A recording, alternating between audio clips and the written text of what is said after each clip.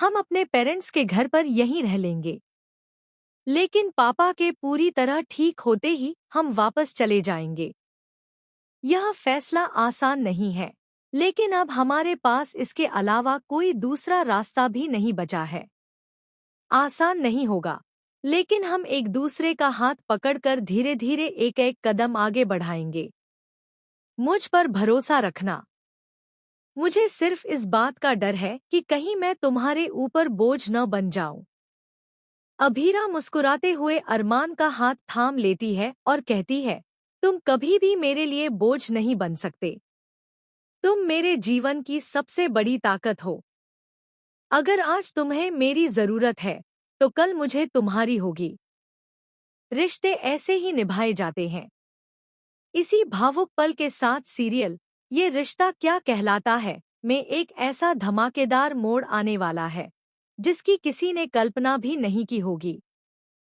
आने वाले एपिसोड में भावनाएं, पछतावा, आंसू, प्यार और एक के बाद एक ऐसे बड़े ट्विस्ट देखने को मिलेंगे, जो पूरी कहानी की दिशा बदल देंगे। आप देखेंगे कि अरमान की सर्जरी सफल हो चुकी है। डॉक्टर परिवार वालों को बताते हैं कि फिलहाल खतरा टल चुका है, लेकिन उसकी याददाश्त पर सर्जरी का गहरा असर पड़ा है। यह सुनते ही पूरे पोद्दार परिवार के पैरों तले जमीन खिसक जाती है। दादी सा, विद्या, कावेरी, आर्यन, दिशा और घर के बाकी सभी सदस्य खुद को इस हादसे का जिम्मेदार मानने लगते हैं। हर किसी के चेहरे पर पछतावा साफ दिखाई देता है।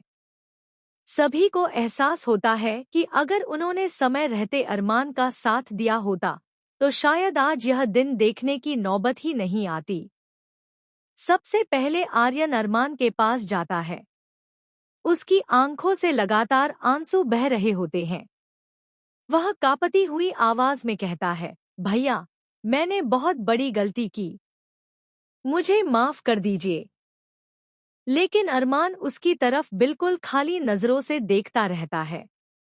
उसे समझ ही नहीं आता कि सामने खड़ा यह इंसान कौन है। वह धीरे से सिर्फ इतना पूछता है, आप कौन हैं? यह सुनते ही आर्यन पूरी तरह टूट जाता है। इसके बाद दिशा भी अरमान के सामने हाथ जोड़कर खड़ी हो जाती है। वह रोते हुए अपनी सारी गलतियां स्वीकार करती है। लेकिन अरमान उसके चेहरे पर भी कोई पहचान नहीं देख पाता। उसे सिर्फ एक चेहरा याद है, और वह है अभीरा।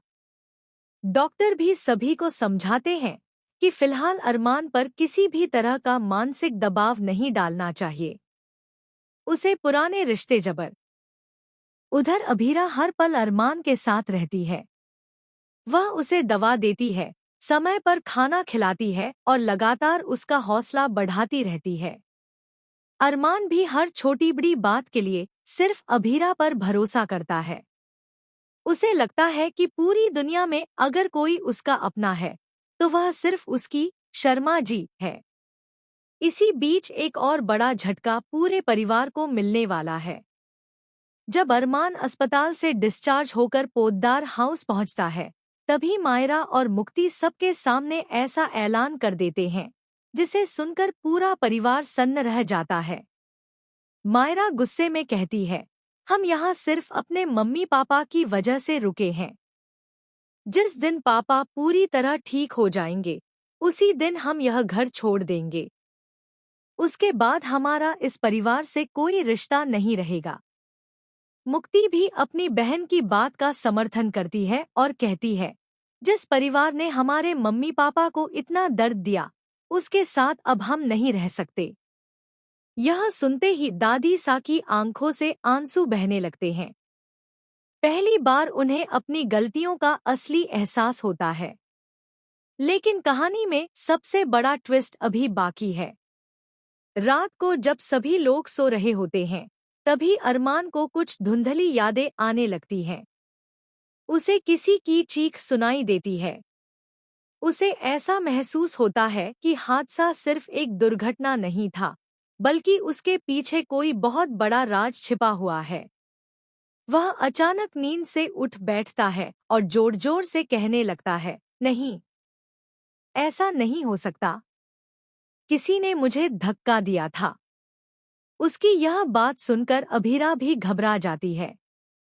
वह उसे शांत करने की कोशिश करती है, लेकिन अरमान लगातार यही दोहराता रहता है कि हादसे से ठीक पहले उसने किसी ऐसे इंसान को देखा था जिस पर वह सबसे ज्यादा भरोसा करता था। क्या सचमुच अरमान के एक्सीडेंट के पीछे कोई साजिश थी? क्या उसकी याददाश्त लौटते ही पोद्दार परिवार का कोई ऐसा सदस्य बेनकाब होने वाला है जिसकी किसी ने कल्पना भी नहीं की? क्या अभीरा अपने पति को इस नए खतरे से बचा पाएगी? और क्या मायरा और मुक्ति सचमुच हमेशा के लिए पोद्दार हाउस छोड़ देंगे?